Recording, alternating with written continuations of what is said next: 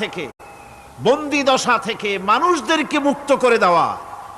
আর আও ইতআমুন ফি ইয়াউমিন যী মাসগাবা ইয়াতীমান যা মাকরাবা আও মিসকিনান যা মাতরাবা।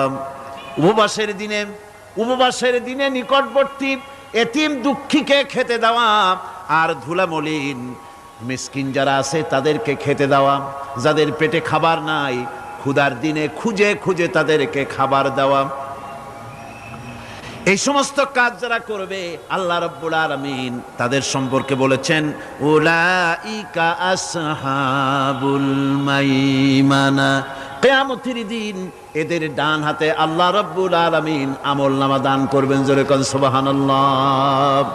আমলনামা বেঈমান যারা তাদের হাতে